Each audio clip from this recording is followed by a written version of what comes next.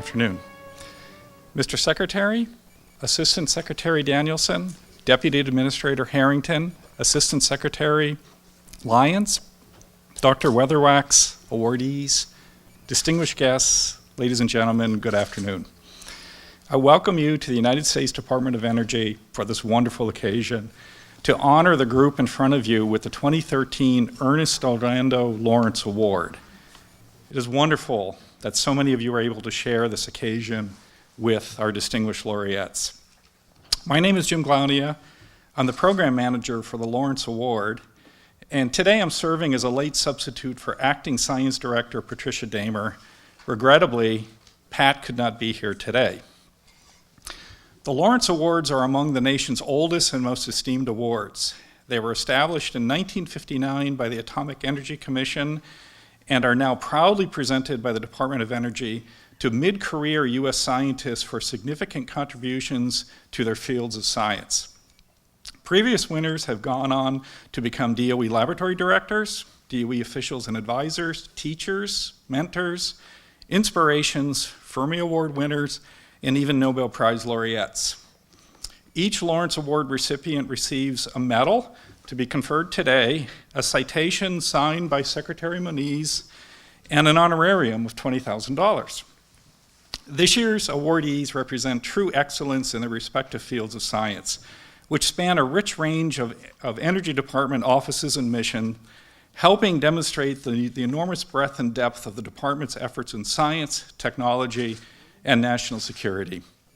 Today, we have two awardees connected to DOE's Office of Science, two with connection to the National Nuclear Security Administration, and one connected to our Office of Energy Efficiency and Renewable Energy, and one to our Office of Nuclear Energy. So finally, I extend my personal congratulations to you, because I've gotten to know you reasonably well through your nomination packages and communication. And so as recipients of the 2013 Ernest Lawrence Award, the department looks forward to your continued excellence in the coming years. Now it is my pleasure to introduce Assistant Secretary for Energy Efficiency and Renewable Energy, David Danielson. Well, thanks, Jim, and good afternoon, everyone. I am very proud to present Dr. Margaret Wooldridge with the EO Lawrence Award. Dr. Wooldridge's efforts are critical to the ERE mission, increasing efficiency, diversifying and securing our fuel supply, cutting carbon emissions, and inspiring change. In particular, Dr. Wooldridge has made pioneering contributions and will continue to make those in the combustion area. And as many of you know, we are not going to double our fuel economy as we need to under our CAFE requirements unless we get a lot of innovation in combustion. Her diverse work spans the energy sector. Her development and application of methods explaining critical chemical and physical interactions during ignition have helped advanced understanding of combustion chemistry science and have had broad implications improving engine performance across the board. And these innovations have and continue to make a huge impact on the efficiencies we're seeing in engines today. Dr. Wooldridge is also training our next generation of leaders at the University of Michigan, where she's created a college-wide undergraduate course in energy, informing future innovators and policymakers. She not only innovates, she inspires others to innovate, lead, and to teach the next generation of researchers in energy. With more than 60 publications, Dr. Wooldridge's tremendous body of work has far-reaching effects. Additionally, Professor Wooldridge stands here as an excellent role model to future generations of female STEM leaders. Just 6% of past EO Lawrence Award winners are women, and Professor Wooldridge's example will most certainly inspire a whole new generation of young women to invent the technologies that will power our low-carbon future. I'm very excited to present Professor Wooldridge, a great innovator, educator, mentor, and role model with the EO Lawrence Award. Thank you, Dr. Wooldridge, for your great work, and congratulations. Please give her a big round of applause.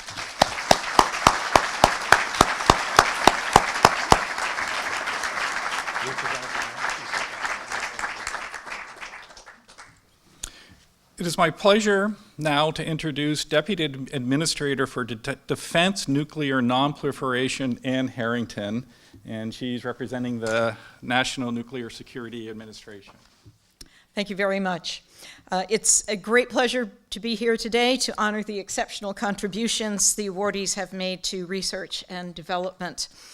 For those of us who work and toil in Washington, we are trapped usually in bureaucratic cycles far away from the richness of laboratories, and part of what gains us the seat at the table, as the Secretary is fond of saying, is the fact that we bring to the table what you give us through your research, through the development of technologies, and through the strength of our research community. So we thank you for that and want to assure you that the work that you do does get reflected on a daily basis in every aspect of what we do here at the department and in NNSA. I would like to focus specifically on the work that two of you, Dr. Stephen Myers and Dr. John Sarau, have done for the National Nuclear Security Administration. Dr. Stephen C. Myers of Lawrence Livermore National Laboratory is here today because of his work advancing national security and nonproliferation by developing seismic monitoring technologies to locate nuclear explosions. One of the greatest challenges we have in monitoring nuclear detonation is locating near events that don't happen too far away. Using three-dimensional Earth models, empirical methods, and algorithm development, he is enabling us to better understand regions of seismic wave propagation and their geographic variability. Dr. Myers is the U.S. lead for the Regional Seismic Travel Time, or RSTT, effort, and received funding from the Department of State to implement RSTT at the International Data Center of the Comprehensive Nuclear Test Ban Treaty Organization Preparatory Commission in Vienna. He has also led international outreach to encourage wider use of RSTT and better collaboration among the International Data Center and national data centers. This work is critical to the nonproliferation mission and to upholding the international nonproliferation regime. Dr. John L. Sarau is being honored today for his discovery and study of new materials, especially those based on plutonium. And, sir, I did tell him that we have plenty of plutonium to support his work for as long as he would need it. Yes, exactly. His work is advancing our understanding of the novel behavior of complex elements and compounds, the performance of which is critical to core weapons program research and in the condensed matter and martial science communities. To quote LANL Director Dr. Charles McMillan, John Sarau's exciting advances in actinide studies exemplify the quality of research performed at the Los Alamos National Laboratory. Dr. Sarau has a long history of dedicated support and research in the interest of NNSA National Laboratories and the mission of this department. He has served as the Associate Director for Theory, Simulation, and Computation at Los Alamos since March 2013, leading efforts to apply science-based prediction to existing and emerging national security missions. Previously, Dr. Sarau was the program director for the laboratory's Office of Science Programs and for the proposed matter radiation interactions in extremes facility designed to provide transformational materials solutions for national security challenges. It is an honor to recognize these two exceptional scientists and their contributions to NNSA. Thank you both.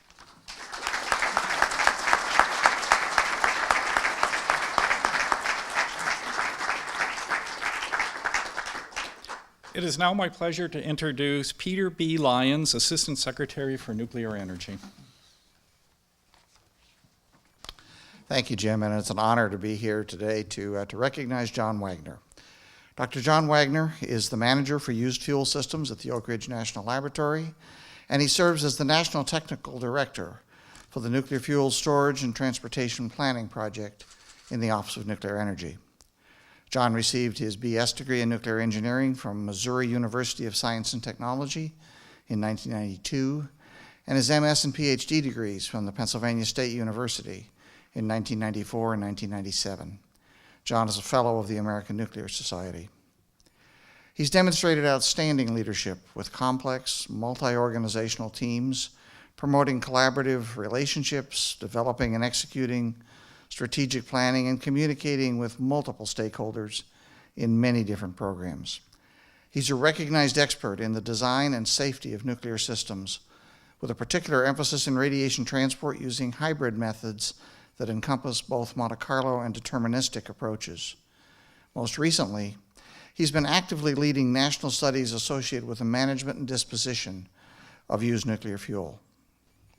His recent contributions to the Office of Fuel Cycle Technologies in the Office of Nuclear Energy have been of great importance, and we appreciate his dedication in his current position. Of particular note is a technical report for which he was the principal author, entitled Categorization of Used Nuclear Fuel Inventory in Support of a Comprehensive National Nuclear Fuel Cycle Strategy. This report was in turn referenced in the January 2013 Administration Strategy for the Management and Disposal of Used Nuclear Fuel and High-Level Radioactive Waste. With his commitment to and success in these scientific studies, the department is recognizing the work he's done in providing technical expertise on the important issues associated with addressing the management of used nuclear fuel generated by this nation's nuclear power plants. It's with great pleasure that I acknowledge Dr. John Wagner, a valuable member of our nuclear energy team, with recognition of his many years of service and support of the Department of Energy, and a most worthy recipient of the 2013 E.O. Lawrence Award. Thank you very much.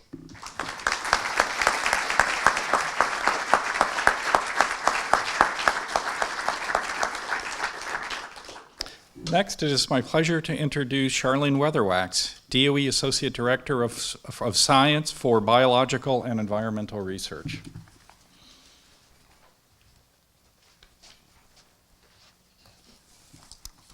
Thank you, Jim.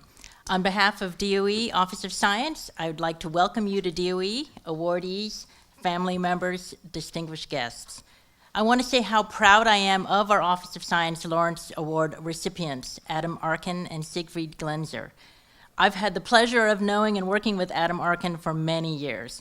He is astonishingly talented and creative, a true polymath, and his work at Lawrence Berkeley National Laboratory has been at the heart of our genomic science program. Adam is working on the cutting edge of today's genomic-based systems biology. We're in the process today of cracking the secrets and harnessing the marvelous powers of microbes to find biological solutions for energy and the environment. And Adam's work, which relies heavily on sophisticated high-end computation, has been at the center of the effort. He has been a principal investigator in our genomic science program for many years, and most recently, he was the architect and leader of our DOE Systems Biology Knowledge Base project, known as KBase. Under his inspiring and unfailingly skilled and energetic leadership, this project has been a tremendous success. So congratulations, Adam. We're delighted to see you among this year's honorees. One of the Office of Science user facilities of which we are especially proud today is the LINAC Coherent Light Source, or LCLS, at SLAC National Accelerator Laboratory, the world's first hard X-ray free electron laser, and a facility with unprecedented capabilities for exploring matter, including matter in extreme conditions. Siegfried Glenzer is using the cutting-edge capabilities of LCLS to probe matter under extreme conditions of temperature, pressure, and radiation. He is the developer of a technique called Thomson X-ray scattering, in which he is the world's leading expert, and for which he is honored today. Thomson X-ray scattering is based on the interaction of electromagnetic waves, such as light, with free electrons, and is used to determine the properties of matter that has been heated and compressed to high temperatures or pressures. His work broadens our understanding of the universe by providing insights into matter in exotic conditions, such as existed in the Big Bang when the universe was born in a primordial fireball, the interiors of stars and planets, and thermonuclear weapons. We are grateful that he has brought his extraordinary talents to SLAC, helping us to get the very best science out of this very special facility. So congratulations, Dr. Glenzer. We are very proud of both of our Office of Science honorees.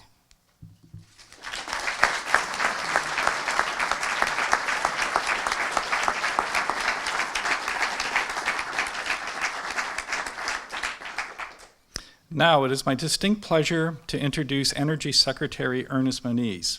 Dr. Moniz is a nuclear physicist and the 13th United States Secretary of Energy, serving under U.S. President Barack Obama since May 2013.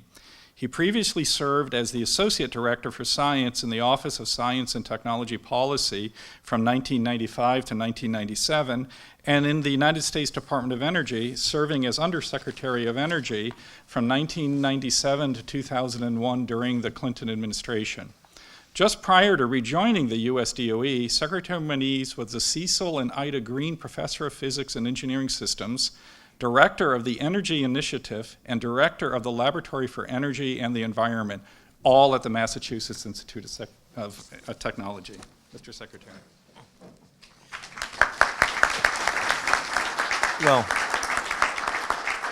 thank you, Jim, and I'll repeat the obvious, that this is really a great day when we have a chance to recognize some of the terrific scientists and engineers who really form the basis of what we do here at the Department of Energy. The Lawrence Awards are for mid-career scientists, and I understand the technical definition of a mid-career scientist is someone within 20 years of his or her highest degree. And I must say, so A, we expect at least another 20 years out of you, but B, it is refreshing to see so many in our audience today clearly at less than 20 years. And I suspect, therefore, we can say it's great to have the families of our awardees here to join in this very, very happy occasion. You know, one of my fellow New Englanders, Emerson, said that history is biography, but I think science is also biography, because science is the people who do it. And thousands of scientists are working hard at any given time, many thousands at any given time, many of whom do not get a special recognition or a $20,000 check, but who are absolutely critically part of science as a cumulative enterprise. But then, of course, we have those who make special contributions and do get some recognition, and of course we have 6 of those here today who have indeed really moved the ball forward for us in a very important way. You know, the Department of Energy has, as you can tell from the work that our awardees have done, has a big diversity of missions. The department is the largest supporter of basic research in the physical sciences and is responsible for a major part of the science infrastructure used by tens of thousands of scientists in the country. We also have responsibilities in clean energy, clearly, and climate, and we have responsibilities in nuclear security, both the deterrent and limiting the risks from nuclear materials globally. Tomorrow, part of that mission, tomorrow is the first anniversary of President Obama's Climate Action Plan.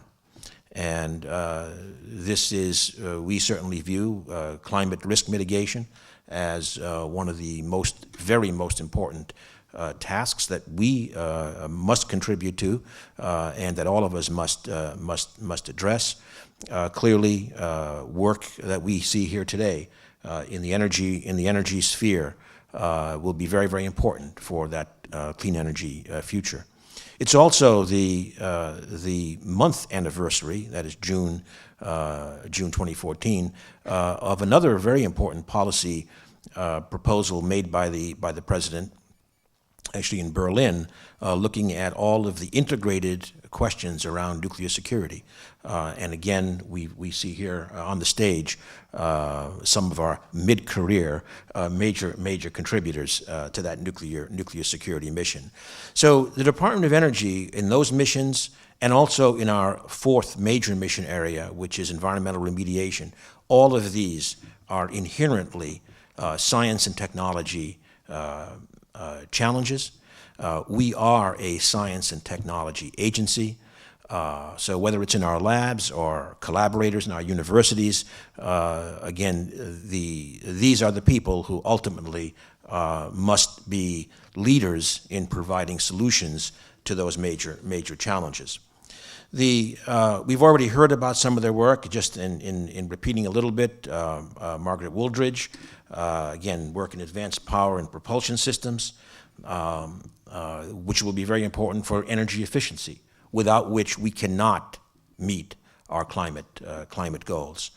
Steve Myers, we heard about, for example, advancing the stage of seismic monitoring, very, very important for our nuclear security, as Ann mentioned. But I also was informed that he has a strong loyalty to the Chicago Cubs. As a lifelong Red Sox fan, I just advise you, wait, it will come. While you're solving our nuclear security problems. John Serrao, someone I've had the pleasure of working with at Los Alamos, again in material sciences, with direct contributions to national security. John Wagner, as was mentioned by Pete Lyons, a leader in our spent nuclear fuel effort, and this is absolutely central to our enabling a future for nuclear power as a major continuing low carbon source as we address climate change. Adam Arkin, for his work, as was said, in synthetic and systems biology, clearly critical for understanding cellular processes, but something which he certainly knows, and some in this audience know, but many don't know, that this builds upon the Department of Energy as actually the leader in establishing the Human Genome Project. Not so well known. In fact, Los Alamos being a key node for that activity. So again, the department really has a very, very far, enormous reach in many areas of science. And I might just add that, as an aside, that not only so we had the start in the Genome Project, and we have major contributors continuing in this general area in systems biology, but also we are now in a discussion with NIH, initiated by NIH, as to how this department, with its skill set, can help with the BRAIN initiative. Largely based upon our enormous capacity in terms of computational power, modeling, and sensors. And finally, Siegfried Glenzer, as you heard, a leader, an innovator in high energy density science, looking at matter in extreme conditions. So again, just it's a little bit of a repeat, but maybe in a little bit of more of the context of the Department of Energy. And as you can see, their hard work and creativity and dedication really makes a huge difference to what this department is all about. Of course, the awards are named for Ernest Lawrence, widely understood as one of the great figures in 20th century science. But just to note that this year, 2014, is the 75th anniversary of his Nobel Prize. Awarded for developing the cyclotron. Again, a good example of kind of core science infrastructure that we continue to advance, and his results in nuclear physics. And of course, his name remains attached to a couple of our laboratories. He really was, in many ways, a founder of our national laboratory system. So this really all comes together in terms of the history of science in this country, the contributions the Department of Energy has made and will make, and our reliance upon leaders in our science enterprise. So that's really what I wanted to say, and I think we can now move forward to celebrating the winners with their citations. Thank you.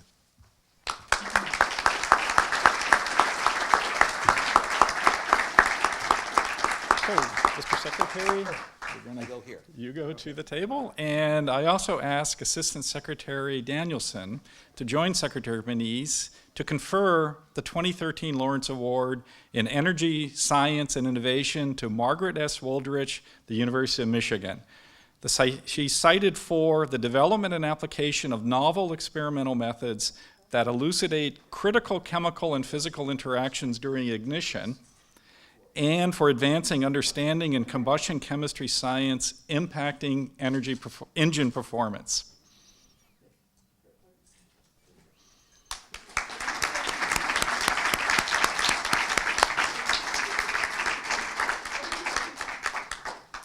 Next, I ask Deputy Administrator Harrington to please join Secretary Moniz to confer the 2013 Lawrence Award in National Security and NonProliferation to Stephen C. Myers, Lawrence Livermore National Laboratory. Dr. Myers is recognized for the development and implementation of the regional seismic travel time model, integrating regional and teleseismic data to yield seismic event solutions with greatly improved location accuracy, and for its applications in nuclear explosion monitoring.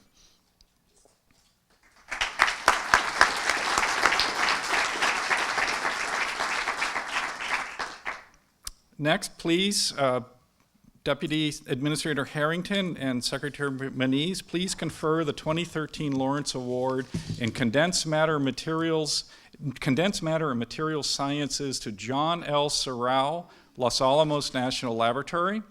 Dr. Sorrell is recognized for the discovery and study of new materials, especially those based on plutonium, advancing understanding of unconventional magnetic and superconducting states in strongly correlated F-electron condensed matter systems.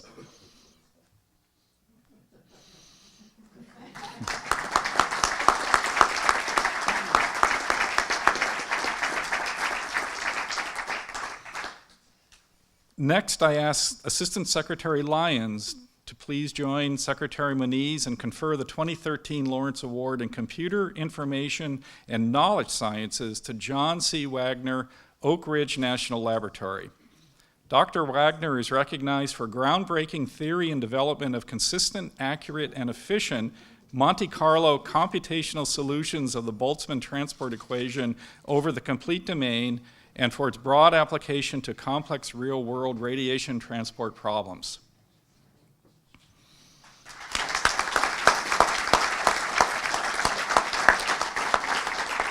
Next, I ask Associate Director Weatherwax to please join Secretary Moniz to confer the 2013 Lawrence Award in Biological and Environmental Sciences to Adam P. Arkin, Lawrence Berkeley National Laboratory. Dr. Arkin is recognized for seminal contributions on the design principles of cell regulatory networks, for engineering and analysis of microbes and their communities relevant to environmental restoration and sustainability, and for advancing data-driven biological science impacting the environment and energy.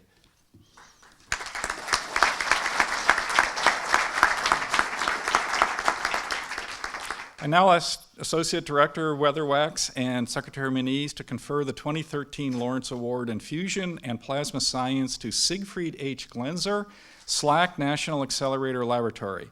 Dr. Glenzer is recognized for seminal development of Thomson X-ray scattering as an in situ microscopic characterization technique of dense plasma, and for its use to advance fundamental understanding in high energy density physics.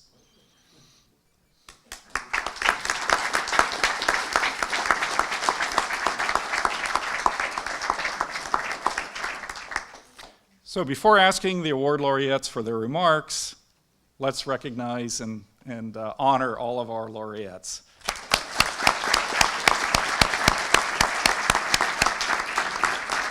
So I ask Professor Wooldridge, please come to the podium for your remarks.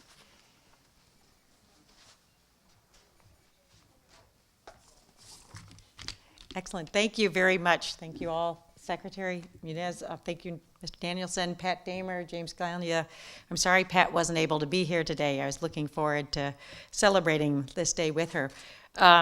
First of all, thank you all for coming and sharing in this wonderful honor. This is a great day. I'm thrilled to be here for some obvious reasons, and I have many people to thank. I have been admonished to keep it short, and that shouldn't be a problem. I have to start by thanking first and foremost my family. My mother and father who are here today, Nancy and Jerry Hinkle, love you guys. My uncle who is here today, Robert Hayes. And of course, my whole family, my daughter, who of course is in those wonderful teen years and is trying to pretend she doesn't know me right now. But my husband, Steve, and my children, Julie and Thomas, for all their patience and their support over the years. They've supported the late nights, the early mornings, the episodes of frustrations, and of course, the celebrations of success, like the Lawrence Award that brings us here today. I wouldn't be here without any of you. I need to thank again the Department of Energy. They have supported my research for well over a decade, which has been fantastic.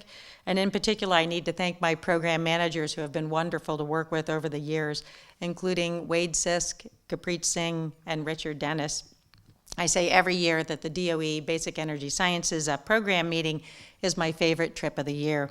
The chance to interact with such smart people, such wonderful people and bright minds is a true treasure.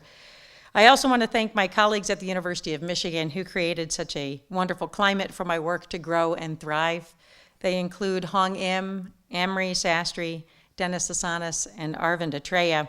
They were instrumental in guiding my vision, providing shoulders to lean on, and many good meals and good laughs. And sometimes the meals were the sources of the good laughs. As a university professor, I say I have the best job in the world. I get to teach undergraduate students the fundamentals of energy transfer. And I have them realize, hopefully, to have them realize at the end of the term that it really wasn't as bad as I thought it would be. If I've done my job well, maybe we'll see one of those folks up here in a few years. And I get to work on important and hard problems of my own choosing with smart people, which is a pretty awesome experience. And to receive this recognition for coming to work is beyond icing my cake. This is wonderful, and I don't have words enough to describe the joy. I have had the privilege of working with many wonderful graduate students throughout the years, and this award would not be possible without their contribution and hard work. They continue to challenge me every day to be a better scientist and a better person. I have also had strong support from my colleagues in the international scientific community of combustion chemistry. In particular, I need to recognize Dr. Charlie Westbrook and Dr. Elaine Oren, who were instrumental in my receiving that first DOE grant. The advice from Charlie and Elaine over the years has been two-thirds wisdoms and one-third humor, which is about the right proportions. Combustion science has so much to offer this generation and future generations. Decades of prior work have allowed us to slingshot our understanding forward, and new diagnostic tools and technologies are allowing us to explore uncharted territory using unprecedented fidelity and resolution. We stand prepared to integrate a vast bouquet of fuel feedstocks successfully into diverse cultures while thoughtfully considering the complex ecosystems around us.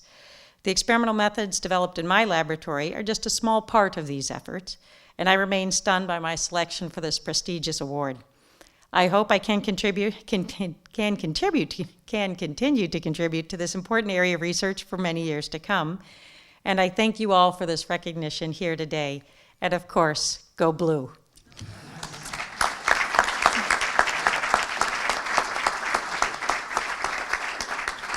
Dr. Myers.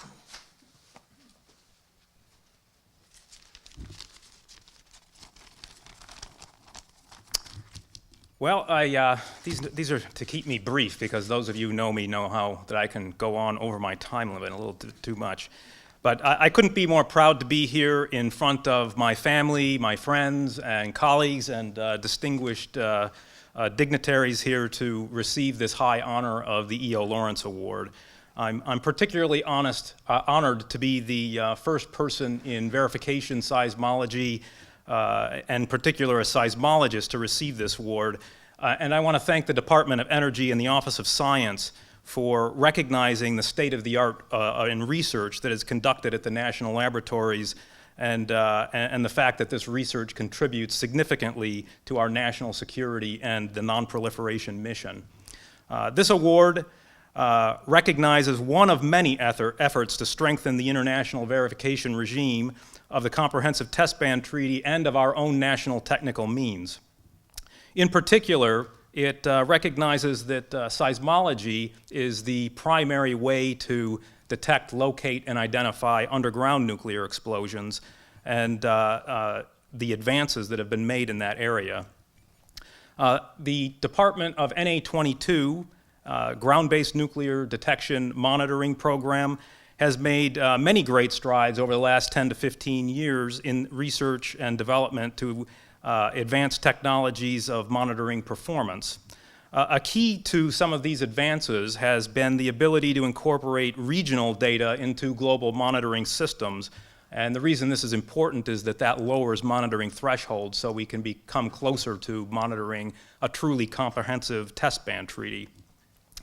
This This particular award is for the Regional Seismic Travel Time Model, and it has proven valuable not only to our own national data center, but to the international monitoring system, as well as systems that are used by seismologists around the world in not just nuclear explosion monitoring, but also for seismic hazard.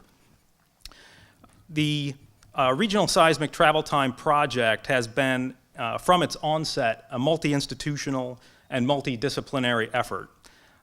And I think that this is really in the spirit of E.O. Lawrence's vision of how the national laboratories and the broader academic community should work together as a whole. And as such, I have many people to thank for this effort.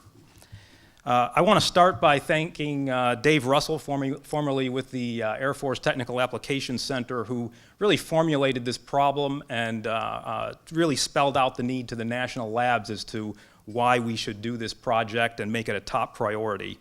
Along with Dr. Russell, Greg Wagner, John Dwyer, Jeff Miller, Dr. Joe Schroet, Alan Poffenberger, and Mark Woods have also been instrumental in the support at AvTech.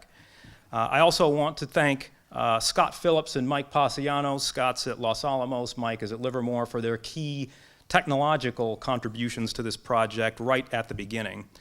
And Mike Bonneau of Los Alamos and Sandy Ballard of Sandia have coordinated the efforts at Los Alamos throughout the life of this project at their respective institutions, and they should be recognized as well. At my own institution, Abe Ramirez helped me tremendously with all the details of the work, and he deserves a lot of credit.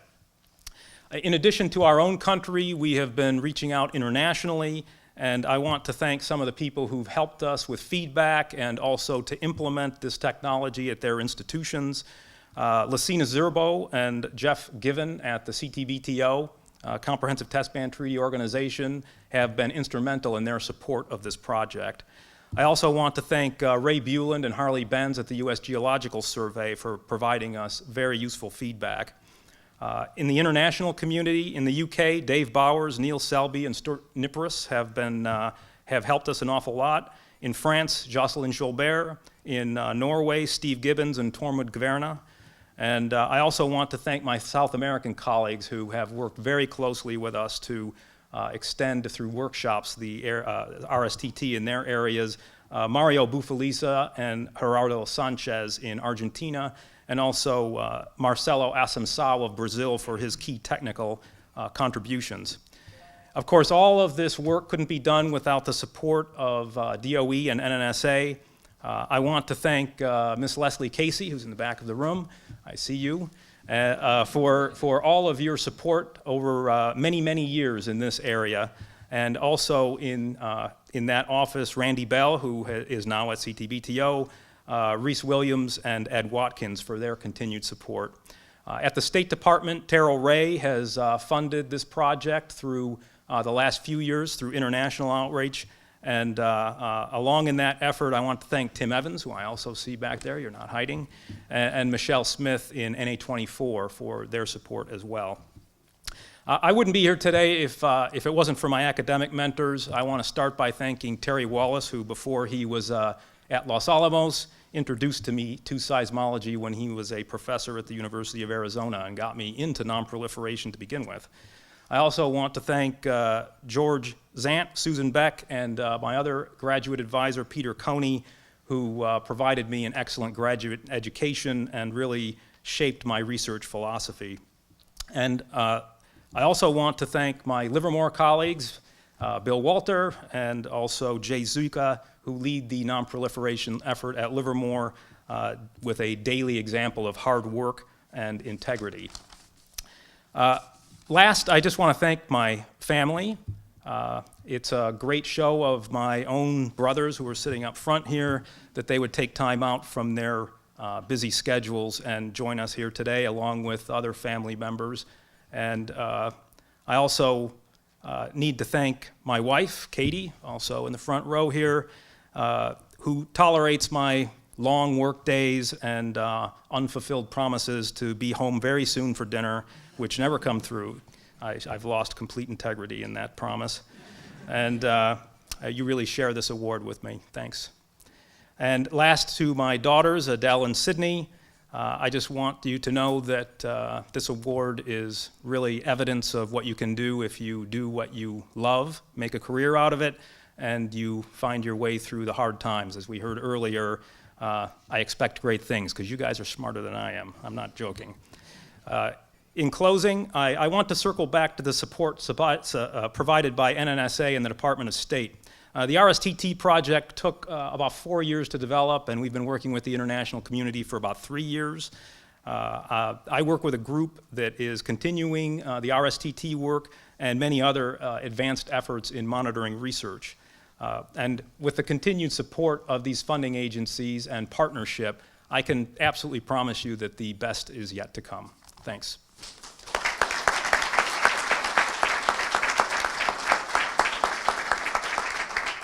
Dr. Sorrell.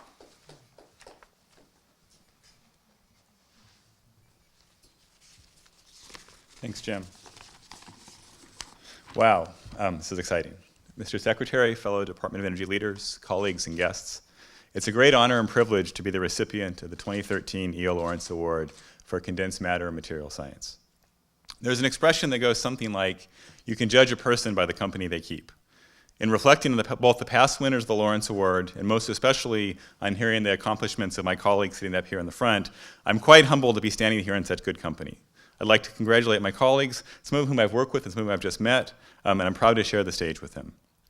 While there are certainly many thank yous that are necessary, I can't resist taking the opportunity to talk a little bit about science and to make 2 points. The work for which I'm being recognized focuses on the discovery of new materials whose interesting properties derive from the fact that rare earths and actinides can't quite decide how they want to behave.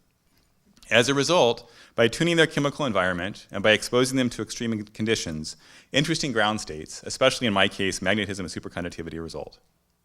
In particular, there's a family of compounds that today are known as the 115 materials, and the structure in which they crystallize is very amenable to superconductivity, with more than half of the known heavy fermion superconductors, the family in which these materials occur, occurring in this structure.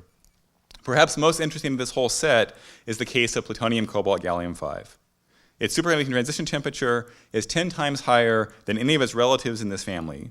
But perhaps what's most important, I think, is that the same property of plutonium that makes it such a high temperature superconductor also has a direct effect on its metallurgy of elemental plutonium.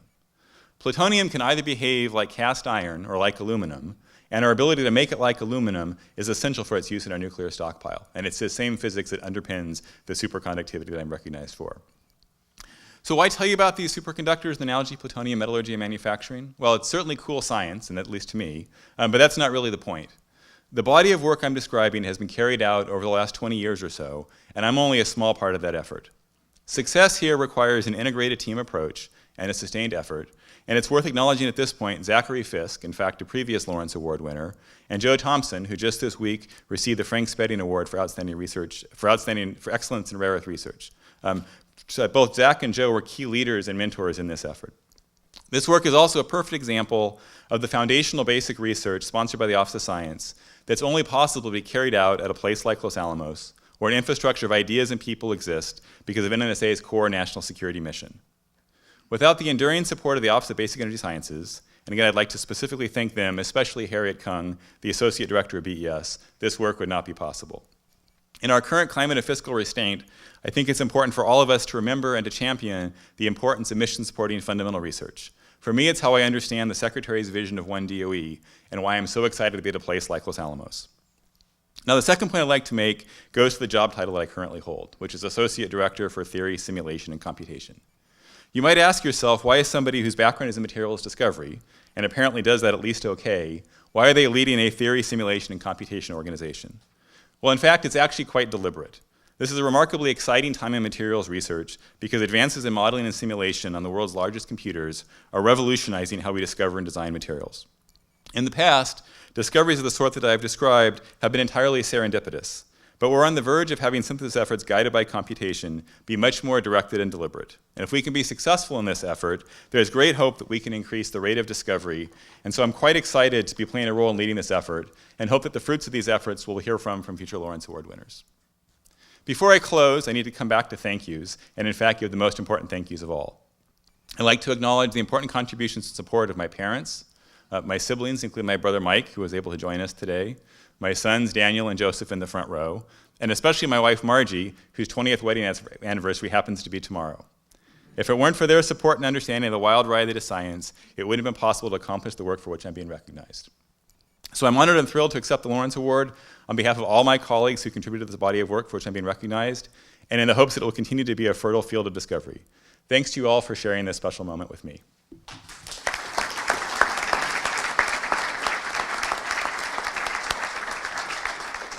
Next, Dr. Wagner.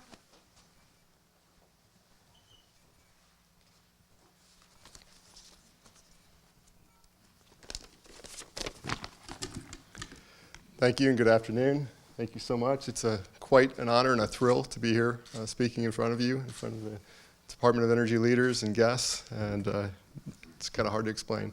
This is such an enormous honor for me, and I'm simultaneously proud and humbled to be in the company of the current recipients and past recipients of this award, some truly amazing people, and it actually makes me quite nervous to be among that group.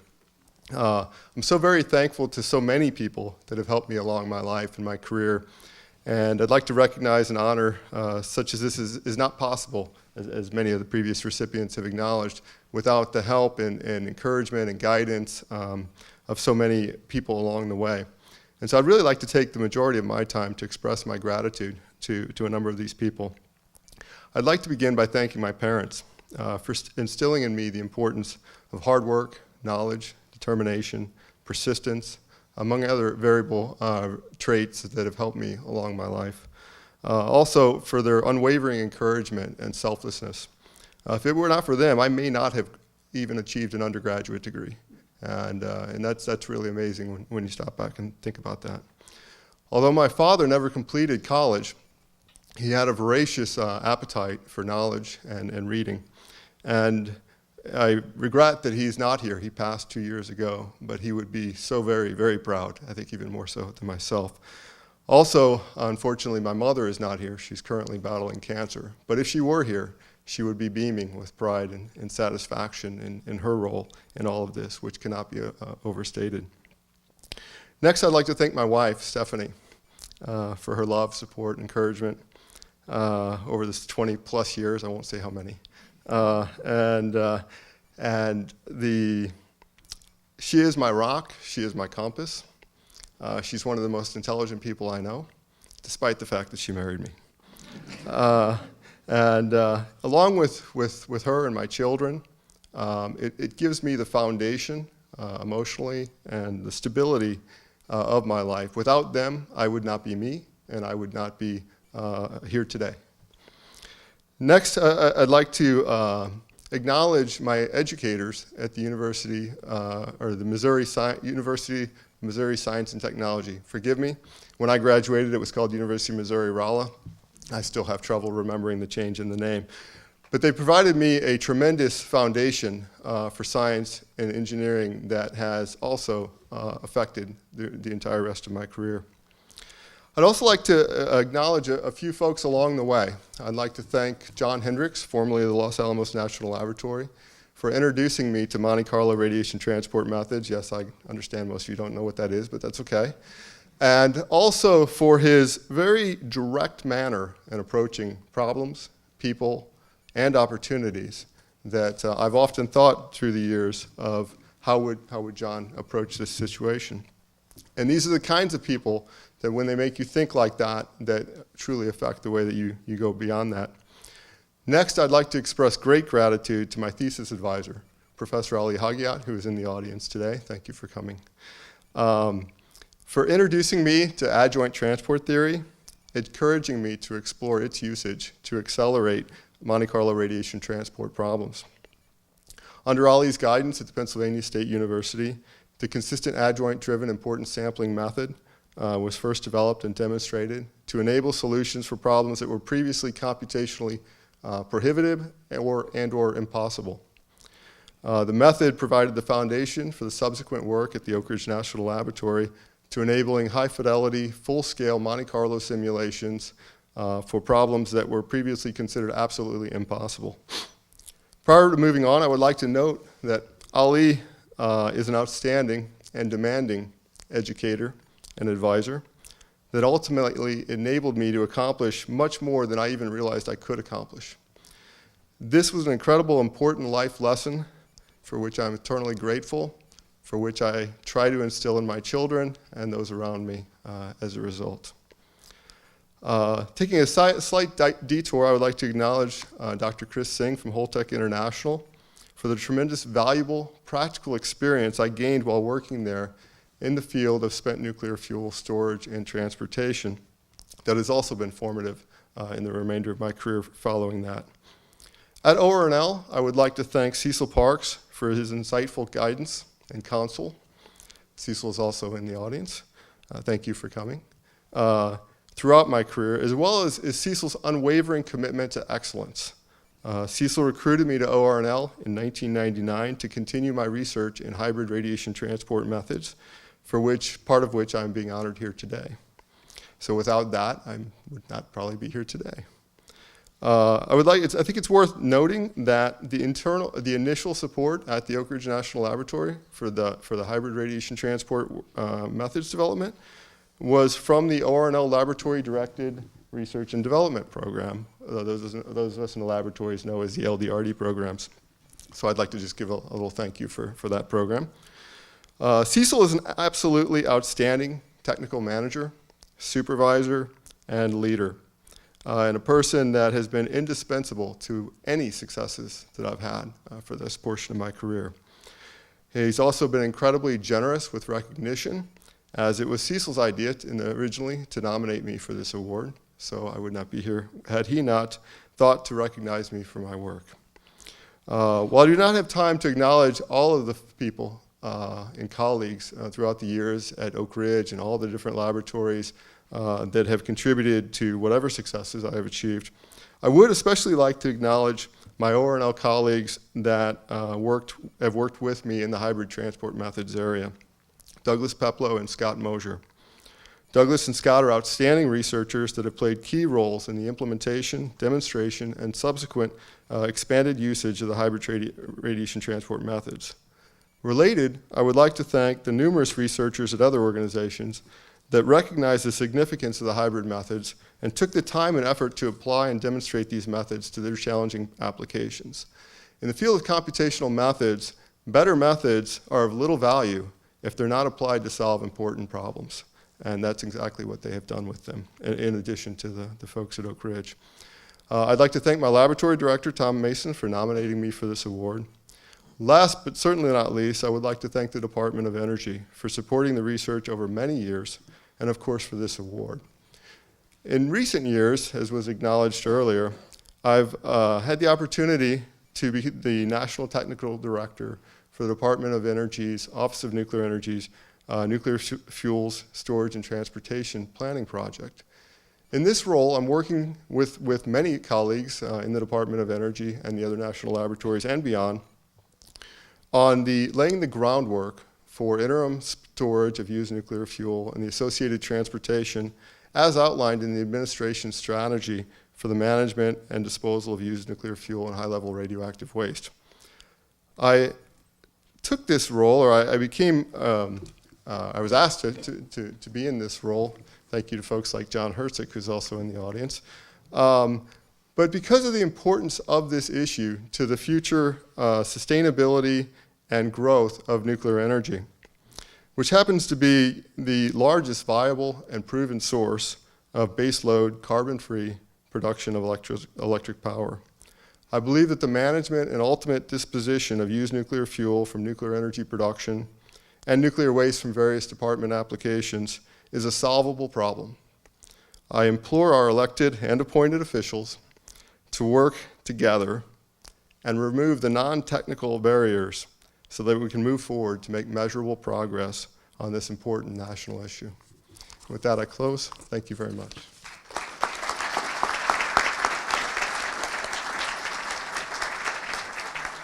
Dr. Arkin.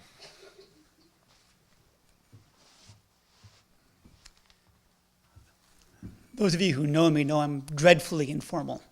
So I want to take the opportunity to teach a little bit.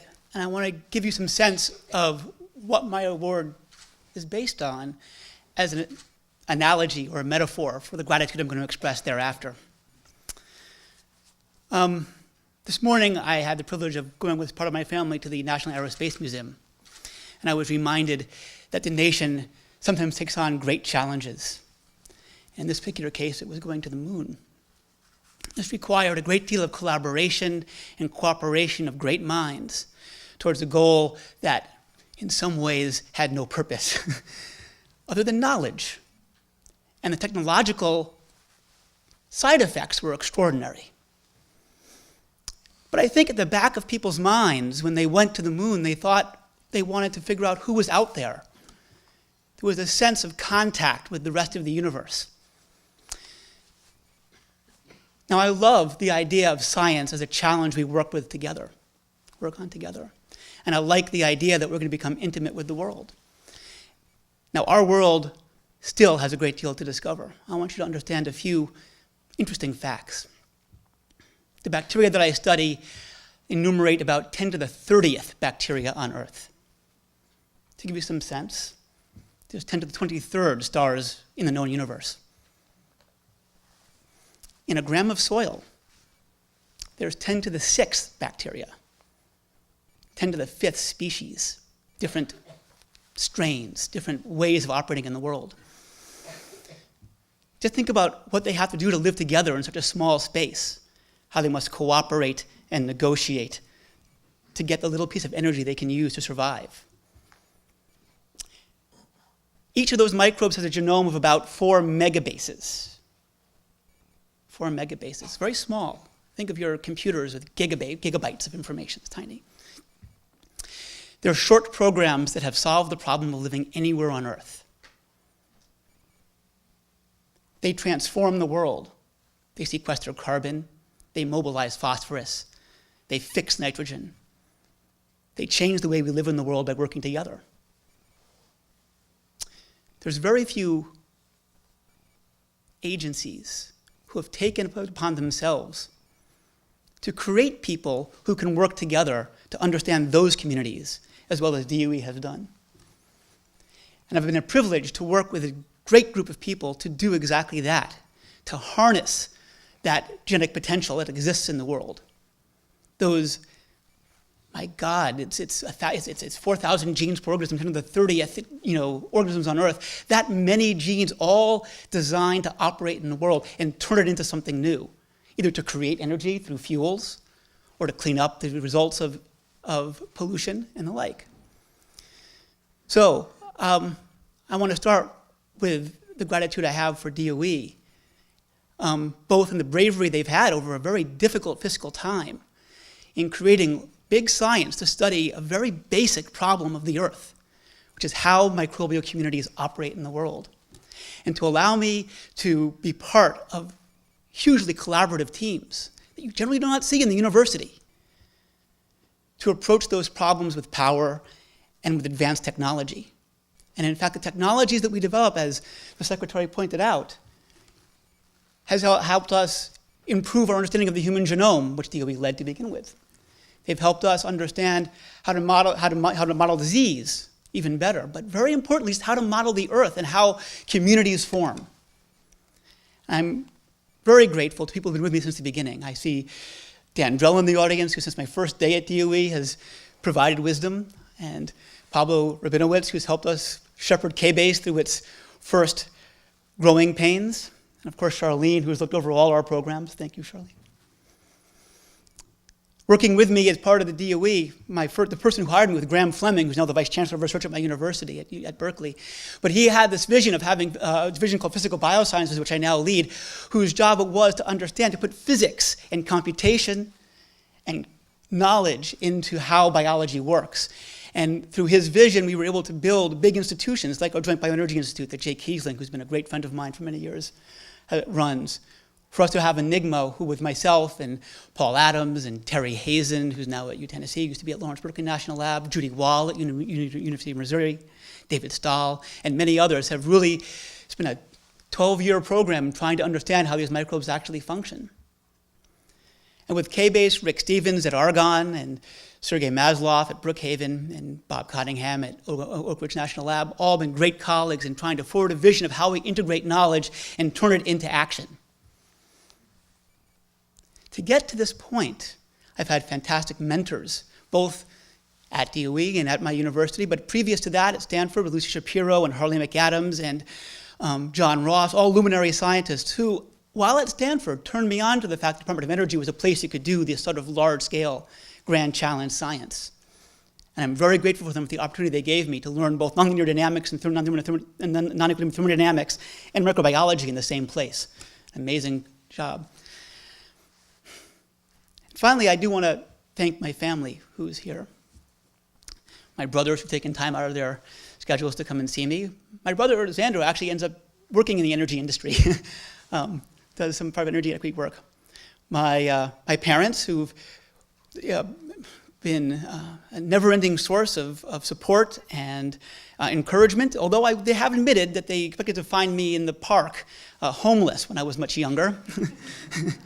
I think they're okay with me now.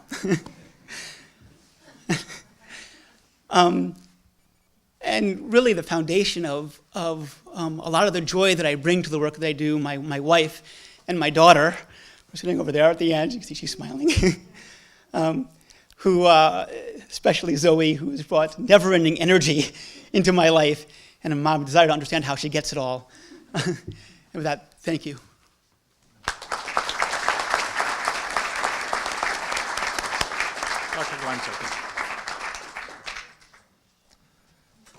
So it's been 20 years when we came to California. So we started working at Lawrence Livermore Lab, and now recently at SLAC National Accelerator Laboratory. So it was a tremendously fulfilling time and also a very successful time. So we published 80 papers in renowned research journals, in physical review letters, Science, Nature. And I really want to say that all of that would have not been possible without the support of my wife, Anja Glenzer, who is here in the audience. And I also like to thank my children, Helena and Arndt. And I really wish that you can pursue your dreams, and that will be equally rewarding, and maybe even more rewarding than for me. I'd like to thank my mother and friend Hans, who are also here in the audience, and also the rest of my family, who never stopped asking questions and who always kept supporting me. And they're really a great support throughout my life. So now this work has first been started at Lawrence Livermore Lab. So we've done many experiments through the night, first as a NOVA laser, then as a National Ignition Facility laser. We worked all night to do like one experiment. And now we do this tremendous research at the linear coherent light source, which is a fourth generation light source. It's the greatest light source you can think of. But again, now we work all weekend again through the night, but we believe that the new discoveries are just around the corner. So that program is supported by program managers Enza Zangi and Sean Finnegan, so I'd like to thank you for that. And I should also thank all the people who have collaborated with us. So this award is not only recognizing me, but it's recognizing all of my collaborators in Livermore, in Stanford, and all around the world. I'd like to thank them for their support. Of course, I'd like to thank DOE for their support to help us making new discoveries, and we'd like to keep going for the next 20 years. Thank you for that. Thanks.